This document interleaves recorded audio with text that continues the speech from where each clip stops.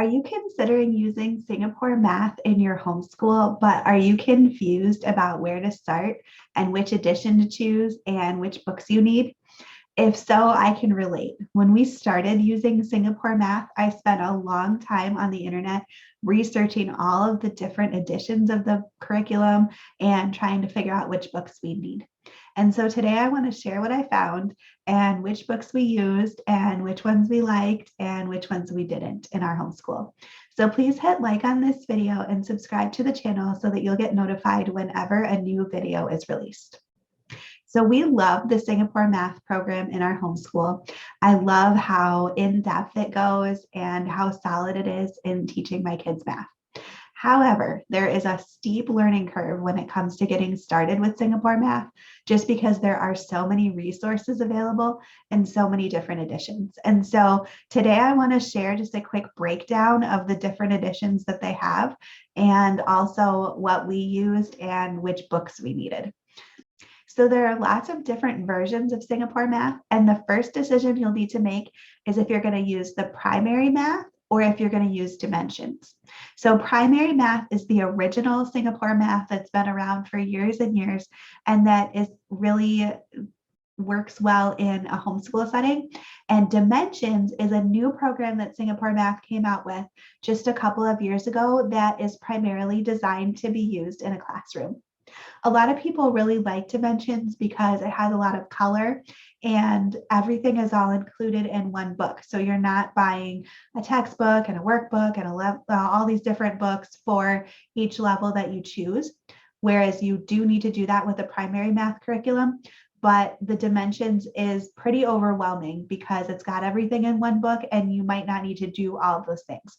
So just keep that in mind. We have not used dimensions, so I'm going to focus on the primary math part of Singapore math in this video, but there are plenty of other resources out there if you're interested in dimensions, and you can grab a sample of the curriculum over on Singapore Math's website to see if that would be a good fit for you.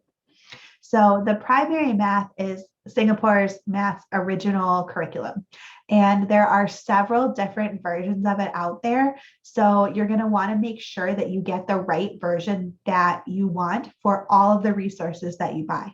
They all need to match the version that you're using. So first of all, there's the US edition, which is kind of like the OG Singapore math curriculum. It's basically the same thing that they use in Singapore, but they just switched it so it has US measurements like US money and US weights and measures in it.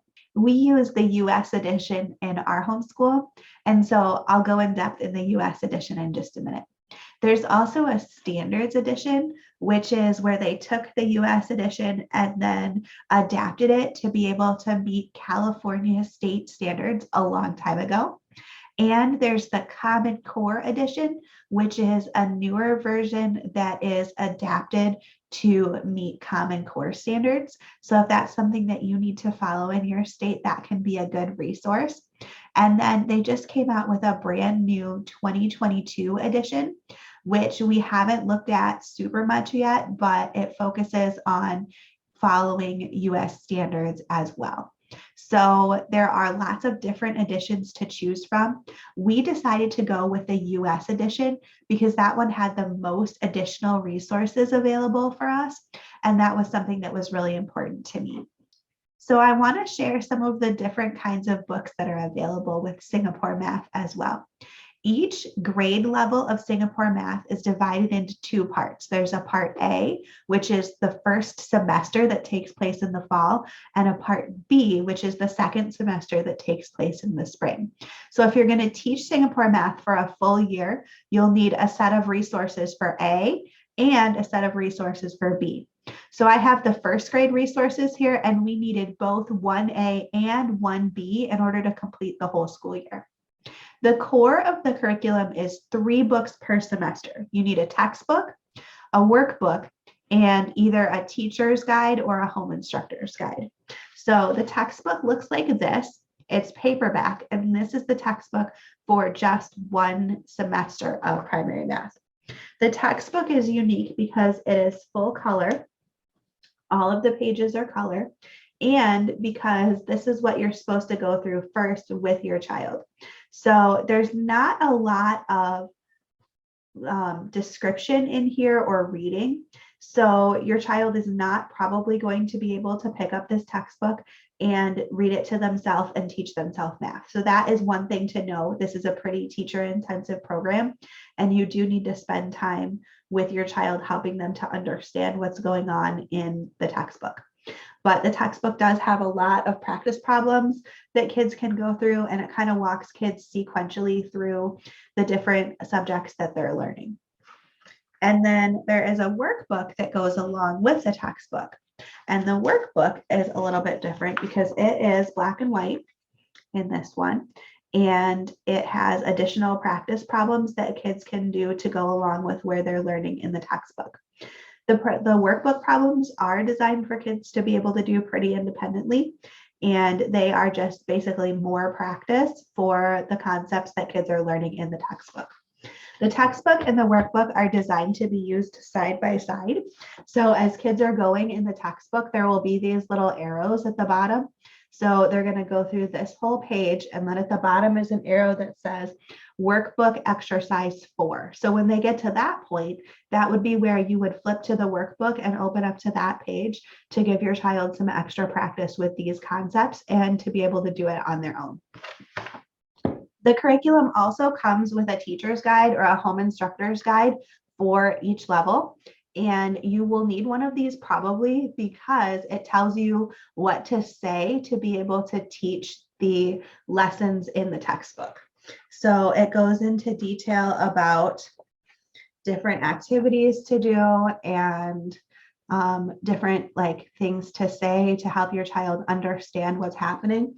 It also includes answers to both the textbook problems and the workbook problems that go along with each section. So that can be really helpful for grading. And then another thing that's really important about the home instructor guide is that in the back it has mental math problems. So you can give these to your child to help them work on their mental math skills. And mental math is a big part of Singapore math. So it's important to use these as well. They kind of get hidden in the back of the teacher's guide, so it's really easy to forget about them.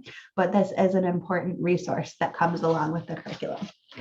So in order to teach Singapore math, the bare minimum that you would need would be the textbook, the workbook, and the teacher's guide for part A, and the textbook, the workbook, and the teacher's guide for part B. So at this point, you're buying 6 books to complete 1 year of Singapore math. The good news is that none of them are super expensive, but it is important that you find all of these pieces in order to do this curriculum. There are also a few optional pieces that we liked. We looked at quite a few of the optional pieces and ended up deciding on these 2 for my son, and I wanted to share them. One of them is the intensive practice book, and these are subdivided by semester. So again, you would need 1A and 1B to be able to do the intensive practice. But this book has just extra practice problems and more complicated practice problems to help kids be able to go deeper into a subject. So it's, again, a black and white book that has just pages of practice problems. It has some creative ones. So here's a crossword puzzle, just different things for kids to do. And then it also has some challenge questions. So each section ends with take the challenge. And these are really pretty complicated problems. Some of them I really had to think about to figure out what the answer would be. Another resource that we really liked was the challenging word problems book. And this one is really, really complicated. So it was a good challenge for us.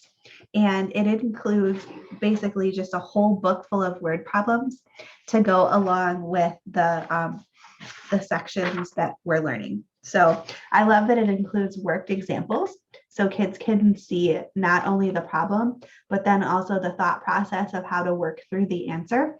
And those were really helpful in figuring out what exactly it was asking us to do. But then it includes all sorts of word problems for kids to do themselves. So just lots and lots and lots and lots of word problems. And this is great because word problems can always be a challenge for kids. And so just having some extra word problems to do to try can be really helpful in terms of understanding how to do word problems and how to think about word problems. So this is another great resource. When you're looking at these extra resources like the intensive practice or the challenging word problems, it's important to pay attention to what edition you're getting because some of them are different. You want to look for on the cover somewhere or in the description which edition you're following and make sure that all of the resources that you get follow that edition as well. So hopefully this was helpful in understanding how Singapore math works. Please share your thoughts about Singapore math in the comments and remember to hit like and subscribe.